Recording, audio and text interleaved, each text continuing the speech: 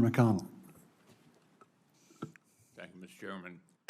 Congratulations on your nomination. I appreciate you coming by the office. I had a chance to tell you then that Kentucky agriculture is a little different. We have 75,000 farms, but most of them are small. We're also the #1 beef cattle state east of the Mississippi. People don't generally associate Kentucky with that. I want to echo what others here have said about trade. I went over to the trade representative on the floor of the House. We were there for the big speech and introduced myself, and I said, "Do you have anything to do?" And she basically didn't have an answer.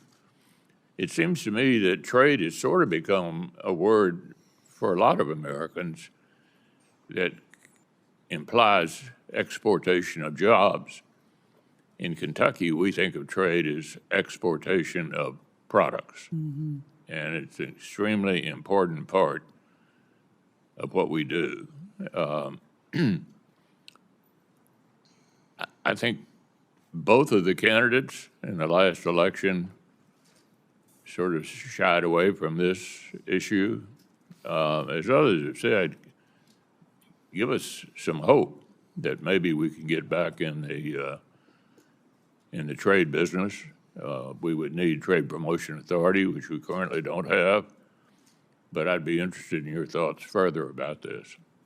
Yeah, thank you, Senator McConnell, and it was an honor to be in your office, talk a little bit about Kentucky bourbon and a few other important things. It's the first time I've ever heard, I think, anyone say that President Trump has shied away from anything. I don't specifically have or recall anything specific about him not talking about trade, other than perhaps to your point that our country and especially our ag community is in a tough spot right now with regards to exports and moving our products out. I know that the USMCA is back up for negotiation along with other trade agreements. And here's what I am very encouraged about, Senator, and I hope it perhaps gives you some encouragement as well. In my now almost 9 years, maybe 8 years with President Trump, at the end of the day, we all know him to be the consummate deal maker.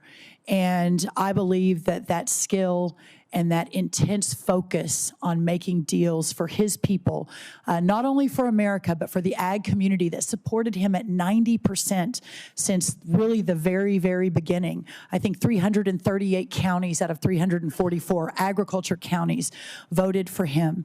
He knows that these are the people that have been with him the longest. And I sincerely believe that if I do my job and in working with all of you to ensure that the White House and that our partners across the agencies have all of the data that they need, while at the same time we're working across the world to bring in new trade partners, to expand access for new trade products and for all, whether it's the specialty crops or the row crops or the livestock industry. I believe, as the president mentioned in his inaugural address, that we're embarking on a golden age, and I also believe this is going to be a very, very big part of that. Okay, I want to shift to something Kentucky specific that we discussed in the office. I want to bring it up again. Back in 2020, through the appropriations process, I managed to allocate $65 million for an agricultural research service lab at the Kentucky College of Agriculture. That was 4 or 5 years ago. Nothing's happened yet.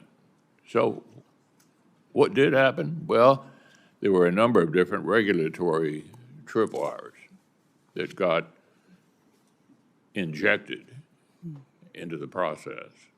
And in trying to meet those regulatory tripwires, slowed everything down. I want to see construction begin. The money is there. What can you tell me to give me hope?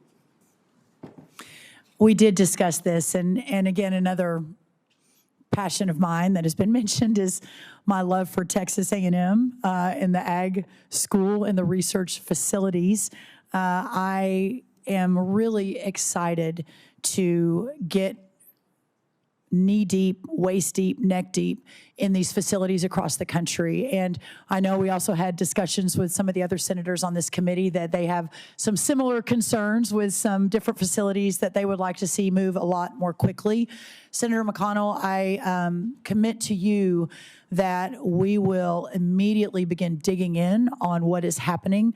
A big part of my portfolio in the last administration was the president's deregulation agenda and understanding how certain regulations and rules hampered important projects from moving forward and opening up markets, et cetera. So I actually believe that with the right team in place and with your quick confirmation of some of those undersecretaries, that we'll be able to dig in, figure out what's happening, work with you and others from Kentucky to figure out what's going on and figure out how to move this forward. Finally, I would just say the previous administration was big on regulations across the board. I think they all ought to be looked at in terms of the impact on the economy, and I think that's what the new administration intends to do. Thank you. Thank you, Senator. I agree with that and look forward to working with you and others on that. Senator Bennett. Thank you, Mr. Chairman, and I want to thank you and the ranking member for your opening statements, both of you. Together, I think,